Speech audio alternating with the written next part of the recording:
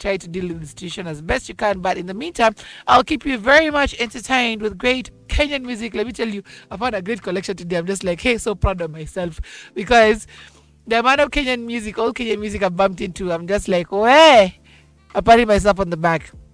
So standby for amazing Kenyan music coming out of this studio, as well as looking at our icon of the day who has been cooking chapos for the needy for the last 10 years. Stand by for that story.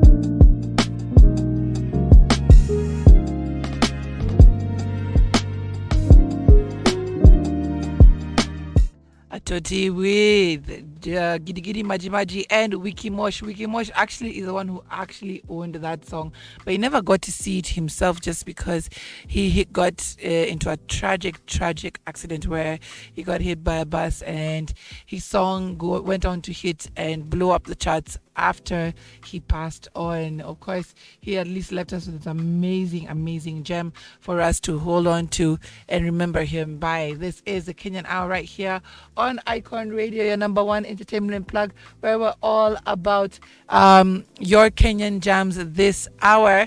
So, of course, we are also going to be going into our Icon of the Day and letting you know just how exactly this particular person has managed to feed the needy day in, for the last, not even day in, day out, for the last 10 years. And she's been doing it with the help of other people, but she's managed to just get a lot of people to believe in what she's doing, to be able to continue to do this until now she has been recognized and awarded.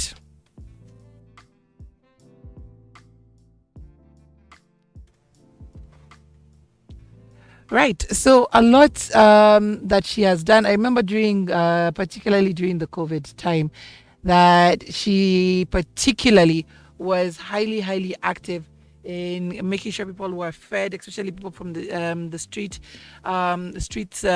children were fed, and making sure that at least they had something in their stomach, because of course there was isolation, businesses were closed, everywhere was closed, and the people who remained in the streets had nowhere to go and no place to find food for themselves. So she kept on with this particular program for the longest time, and now she's being feted for her work. Now, what am I talking about? She's called Purity Wambui, and she's a Kenyan woman who has won a UN award for Chapati Initiative. Now, through her philanthropic mission, the Chapati Forum, that is what it's called, has provided meals to over 10,000 families, making a remarkable impact on their lives. In an interview with Tuko on Saturday, Purity Wambui shared her inspiring journey of selflessness and determination. For 10 years, she has been tirelessly feeding street families in Nairobi, Naivasha, Kisumu, and other cities in Kenya.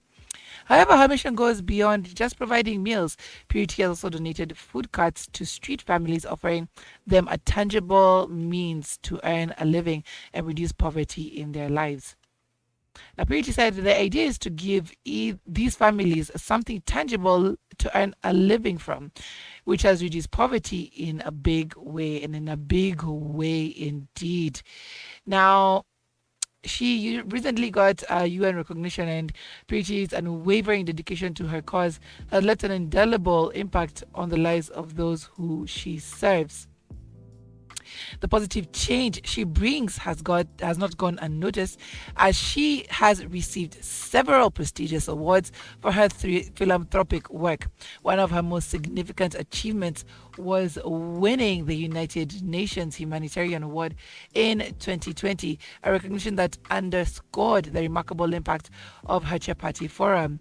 She said, "I can say the most prestigious one for me is the United Nations Humanitarian Award I won in 2020. Now, when we come back, we'll be looking at how exactly she empowers entrepreneurs, especially women, through what she's doing and what her vision is for the future. So keep it right here as we continue to celebrate our icon of the day, Purity Wambui, and of course look more into what she is doing with this Chapati movement.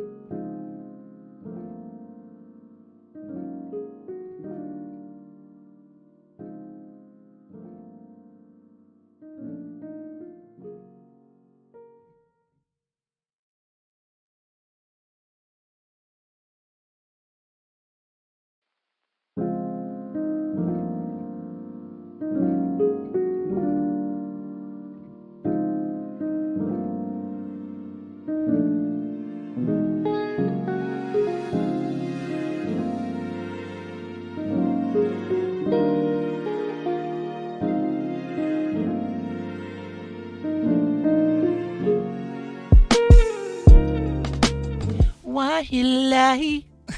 Yo, so fly. Nameless with the absolute classic. I'm telling you, I found amazing gems today. So just hold on to your boots because we're going to take you on a nice musical ride. Yeah, so all about that 254 music this morning as we continue on with our icon of the day. Now, Purity One Boy is a person we are celebrating and fetting this morning as we continue to look at how she achieved a UN award for her Chapati initiative. Now, the Chapati Forum has provided meals to over 10,000 families, making a remarkable impact on their lives. Now, Purity Wambui shared her inspiring journey of selflessness and determination. For 10 years, she has been tirelessly feeding street families in Nairobi, Naivasha, Kisumu, and other cities in Kenya. However, her mission goes beyond just providing meals. Purity has also donated food carts to street families, offering them a tangible means to earn a living and reduce poverty in their lives. At the beginning of this particular segment, remember I was telling you about the way during COVID, she and I'm thinking she's the one who tried to do the feeding program in one of the schools in the CBD.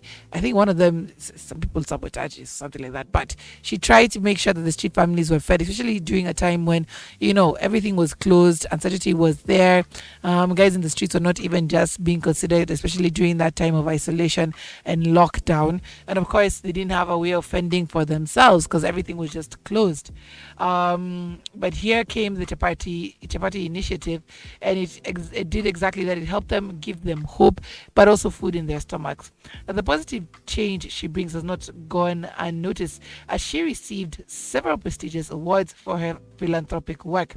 One of her most significant achievements was winning the United Nations Humanitarian Award in 2020, a recognition that underscored the remarkable impact of her Chapati Forum. To further amplify her impact, Purity Wambui initiated a fund to support women from Mathare, Dandora, and Korogosho slums in starting their own businesses. With the assistance of generous individuals from different parts of Kenya, as well as supporters from Sweden and Canada, Purity has made this vision a reality. Her aim is to distribute 50,000 food carts to deserving women in major cities from across Kenya, providing them with a means to sustain themselves and their families. While Purity's current focus is on feeding and empowering street families, her ultimate goal is to see all street children enjoying basic needs, especially shelter. Well done, Purity. We are applauding you and thanking you for the amazing work that you are doing with the street kids and the street families in major parts of Kenya. We applaud you for your dedication. 10 years. 10 years is no small thing. It's no mean feat. It is something that should be celebrated over and over again, of just continuously making sure that people are fed in these streets, because things are already difficult even for just people who are able to get a job, leave alone the ones who are jobless and living out in the streets. So for you to be able to do this and just combine and with amazing other people to make sure that people are fed, and make sure that they have things to go home with, for unga packets, to necessities that they need for their houses. You are an amazing person. You are an icon of the day, and definitely celebrate you from today and for years to come. All right. We're getting back into the music, and at the top of the hour, we're going to be having news with Friday. So stand by for that, and then we'll be getting into the request hour. So let me know what you'd like to listen to. If you'd like to dedicate anything to anyone, let them know that you appreciate them, that you love them, that you're celebrating them if it's their birthday or if they're celebrating a life achievement. Be sure to hit me up on +254 788 380030. All right, let's get back into the amazing music that I have curated this morning. Actually, I'm feeling so good about myself. Have you ever found like a bunch of music that you lost in the archives, and then you stumble on it and you're just like trying to like share it so for people to hear, people to enjoy? That's how I'm feeling today morning. So absolutely loving this playlist, patting myself on the back, and I'm hoping that you're enjoying it too. Let's see each other in the next hour.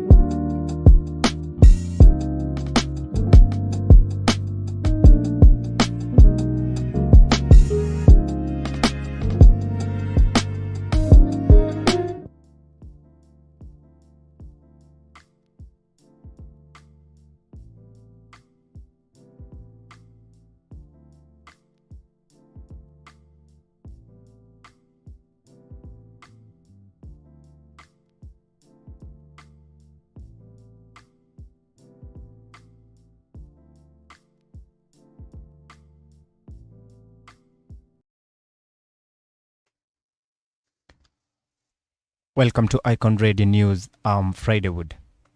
President William Ruto, opposition leader Raila Amolo Odinga, among other leaders expected at Field Marshal Mukami Kimathe's burial. President William Ruto and Azimio opposition leader Raila Odinga are expected at Field Marshal Mukami Kimathe's burial on Saturday, May 13th. The Deputy President Rigathi Gachagua revealed on Sunday that Ruto will attend the funeral, which he said will benefit the late Mukami Kimathe's reputation. Quoting from the Deputy President's words, he said that President William Ruto will attend the funeral. I met the family to check on the burial preparations. The government will meet the expenses. Meanwhile, Raila Odinga has urged the state to give the late Mukami a state funeral, preferably at the Uhuru Gardens where freedom fighters were tortured. Residents of Nairobi Umoja Estate have welcomed a cleanup exercise which follows the calls to rid the area of piles of garbage in the area that have not been an eyesore but also a health hazard. Quoting from the residents' words, they claim that they have seen trucks collecting garbage in that area. They, however, have called for consistency in order to keep the area dirt-free. Earlier residents called for joint effort in changing the face of Umoja, even as they criticized those who dump garbage along the footpaths. In Juja, along Thika Superhighway, there is a gaping hole that is endangering the lives of pedestrians and motorists. Residents say that the opening is an eyesore and a disaster in waiting, since the hole is deep enough to swallow a vehicle. Millicent Moihaki, a resident, revealed that Kenha officers visited the area and took pictures, but action is yet to be taken. Just recently, a loaded vehicle nearly slid into the hole after the driver stepped on the weakened edge that had already started caving in and was rescued by a wheel loader. Residents want the hole sealed and a hazard demarcation put in place to warn pedestrians and motorists. Meanwhile, 500 people have been reported missing on the Shakahola ground massacre. This is according to the Kenya Red Cross recording statements, stating that majority of the families recorded at the information desk have shared details linking their loved ones to the cult, allegedly led by Paul Mackenzie. The families claim they lost contact with their kin from March this year, a time believed to have been the beginning of Paul Mackenzie's cult. The government is yet to resume at the exhumation of Shakahola as people are being rescued. Tougher times as fuel prices expected to spike higher. President William Ruto's quest to reinstate an unpopular fuel tax his predecessors was forced to shelve revives the politics that stokes petroleum pricing and exposes doublespeak by leaders on the matter of immense public interest. Starting July 1st, Kenyans have been warned to brace for higher living costs should a proposal in the Finance Bill 2023 to subject petroleum products to 16% value-added tax, up from the current 8%, be implemented. National Assembly Majority Leader Kimani Ichung'wah and Budget Committee Chairman Ndindi Nyoro will be asked to champion the bill in the House, essentially whipping rule coalition members to pass the unpopular law they vehemently opposed in 2021. Icon Radio News, I'm Fridaywood.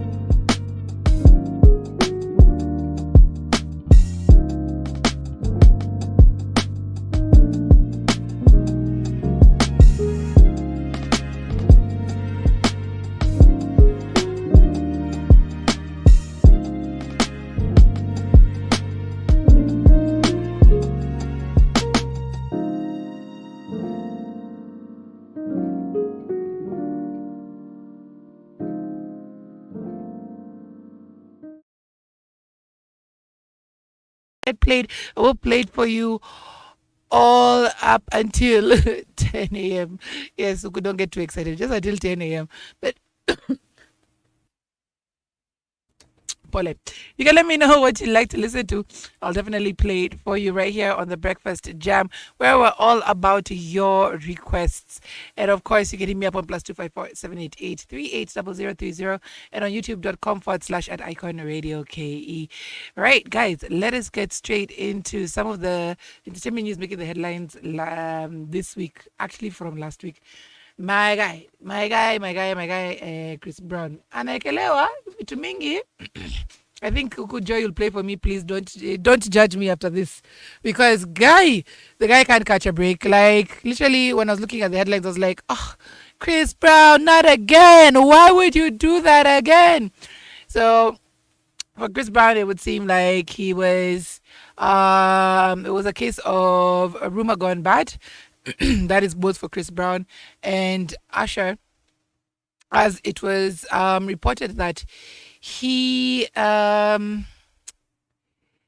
into an altercation with his longtime friend and music buddy Usher Raymond's, and it was said that during his birthday over last weekend, Usher had held down a party for him, a skate party, which was highly, highly attended by everybody from the likes of Lil Bow Wow to Teyana Taylor. Speaking of Teyana Taylor, the rumor had it that he got into a verbal altercation with her and kind of like, threw words at her that were not too kind.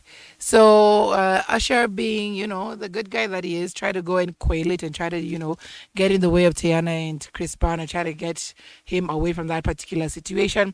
Apparently, people who are around that party area also tried to do the same because, of course, this is party boy. This is not supposed to be happening on your birthday.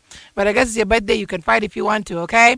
So now, during this particular time, when Usher trying to break away the fighting parties, Teyana Taylor and Lil Bow Wow, during this time is when Chris Brown turned on his boy Usher and called him a coward, according to the rumors. Now, after that, it seemed that he would leave the party and head on over to his waiting entourage and his bus. But then, when Usher tried to stop him and confront him, apparently, Chris Brown and his boys jumped in, that is Usher, and left him with a very bloody nose. Now, that is a summary that I read of what was happening. You know me, I was looking over there with all my love for Gonya. I was following it with popcorns, eagerly watching what was going on and trying to see like if indeed this happened, because it was a sad story to watch. It was a very sad story to watch. But man, it would seem that probably the story was not exactly as it was being told, and that we were being gassed up for nothing. Yeah, because the next day we're seeing Chris Brown up on stage performing. Lil Mo is out there showing love to both the guys. And Teyana Taylor was bumping and grinding to performing Chris Brown. So this alleged altercation just probably didn't happen, especially because there was no video footage of it. And then looking at Usher's nose right now, it looks perfectly fine. No bruise, no dried up blood, no evidence of this purported beef that could have happened and showdown and beatdown that happened to Usher. So now, later on, during that night after he performed, it would look again like Chris Brown got into an altercation. I don't know if you have that footage playing right now. But yes, I think we'll showcase the footage, but it shows Chris Brown getting into it with a group of guys. It's not quite clear who it was. And of course, now everybody was like, there goes Chris Brown again, getting into some kind of beef after beating down Usher. Still, there was no proof, and everybody was like, where's the video at? Where's the video at? But with no proof, everybody was like, yeah, there he go, trying to be fighting over here after his birthday. But then, Of course, Chris Brown now had to talk. Everybody else was remaining mum. Tiana Taylor remained mum. Chris Brown remained mum. Asha remained mum. Everybody who was in the entourage remained mum. There were no video footage, no nothing. The press were not on it like that. They were just reporting rumors. But then now Chris Brown was like, you know what? I'm done with this ish. I gotta speak up. And he says, y'all be geeked up all weekend. Y'all dragging it now. It was mad people backstage, and security was trying to clear everyone off the stage. People started pushing back. I intervened to let them know my child was back there in caps. So y'all can keep your narrative, okay?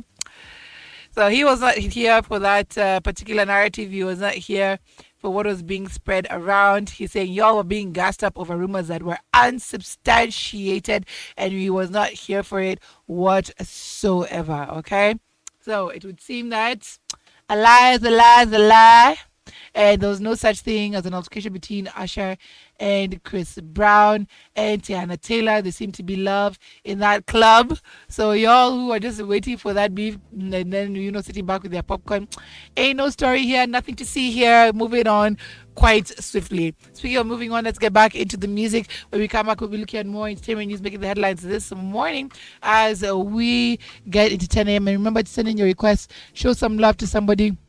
Let them know that you're loving on them today morning, because I'm about spreading the love today, and of course just spreading some good cheer. So if you want to share some love to somebody, be sure to hit me up on that WhatsApp number or on the YouTube channel where we are live. That's at Icon Radio KE.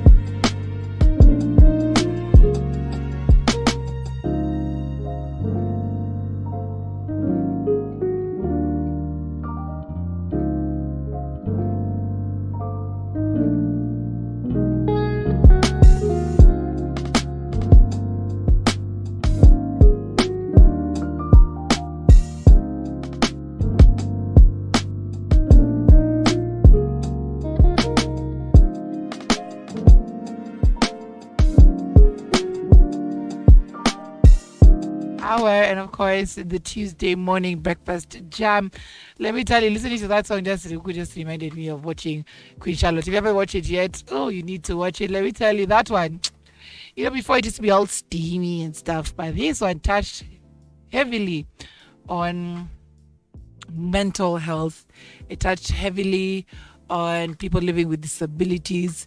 It touched heavily on societal norms and ills. Ah, man, it was a deep one for me with Queen Charlotte.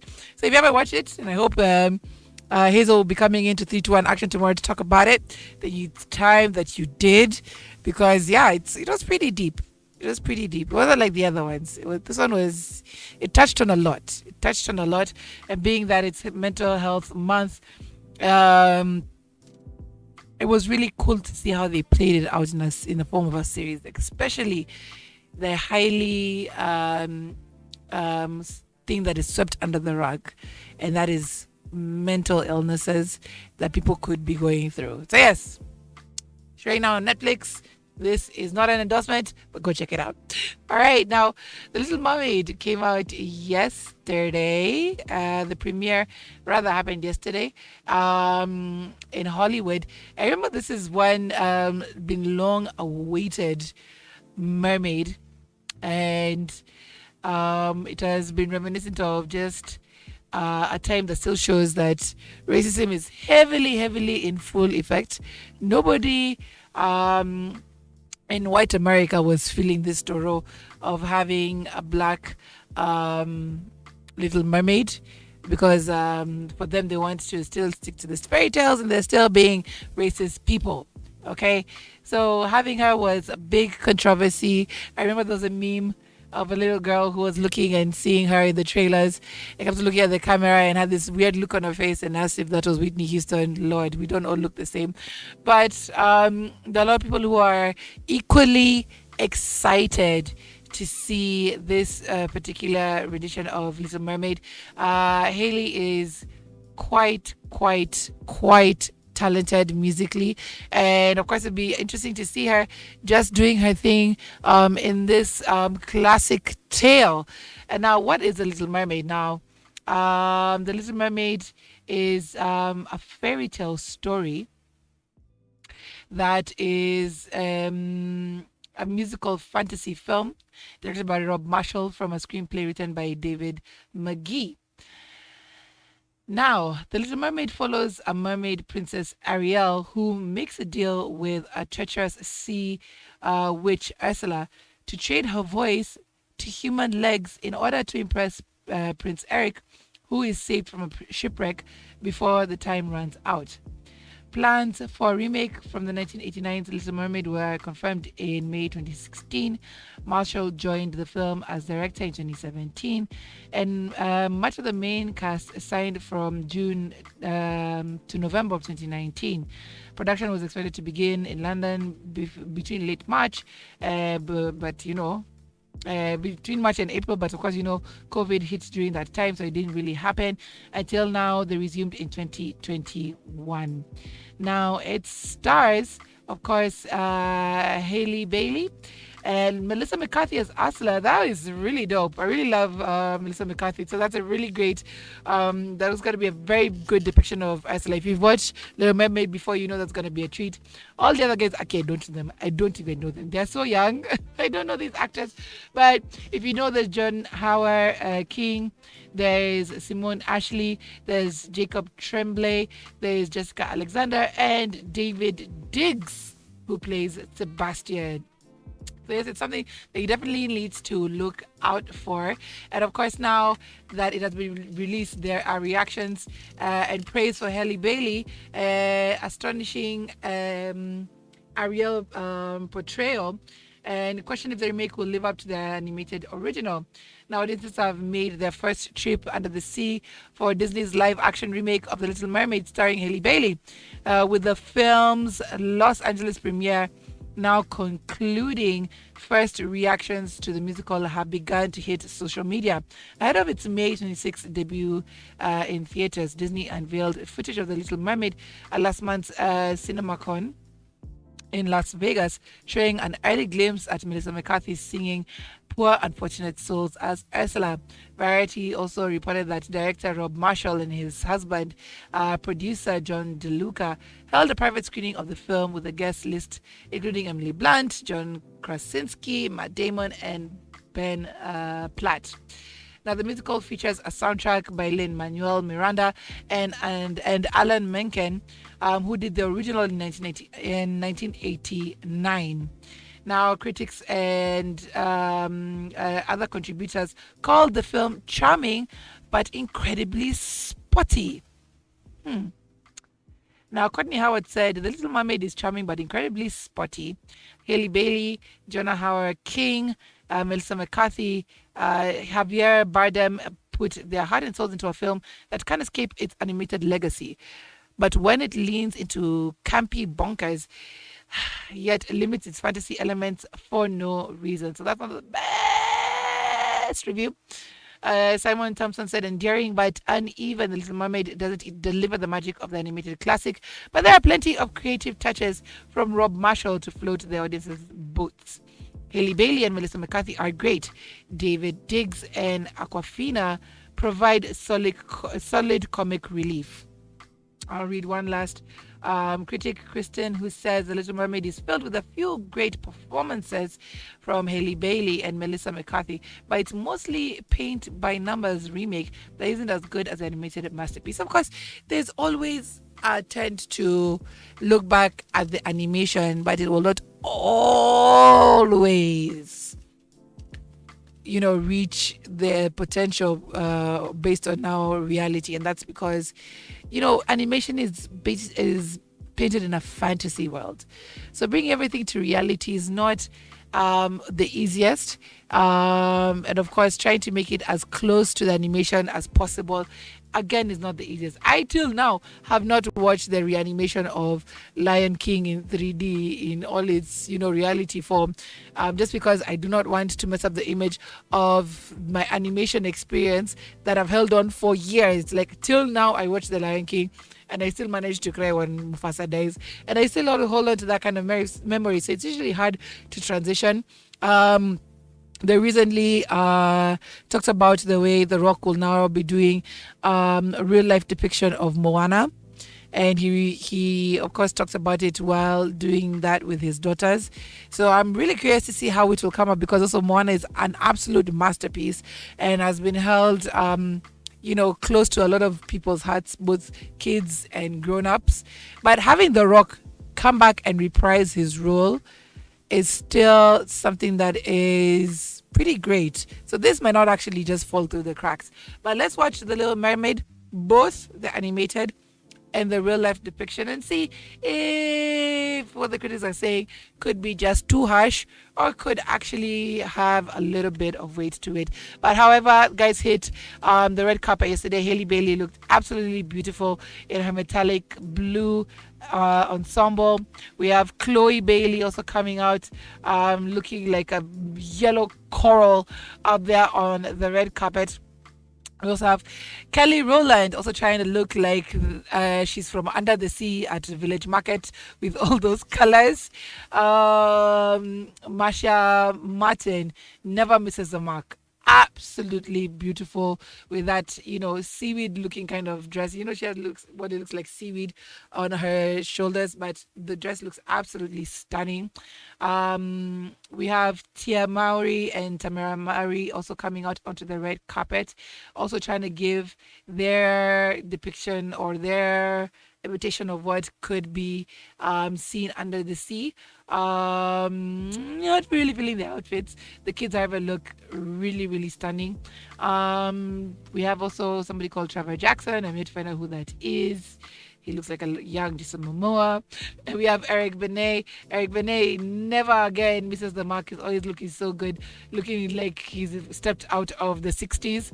We also have Offset with his kids right there on the red carpet, and I think we're playing this also on YouTube. So if you're not on YouTube, please head on over to our YouTube channel at Icon Radio to see a slideshow of these particular images that I'm talking about. But if you're listening, I will do my best to describe them for you. But for Offset, he's looking absolutely great with his kids, both in all in black and white. They look beautiful in their ensemble. We have David Diggs, who plays the crab on Little Mermaid. Again, still looking over there, looking like a seaweed. I can't do the outfits. And then Kyla Pratt, looking as plain Jane can be. She looked like she just stepped out of the house to go to the store, and all she could do was put on a pair of heels. She doesn't look like she was ready for that red carpet at all. I'd love to know what your thoughts are on these particular looks. You can check them out on my reference right now, which is the Shade Room.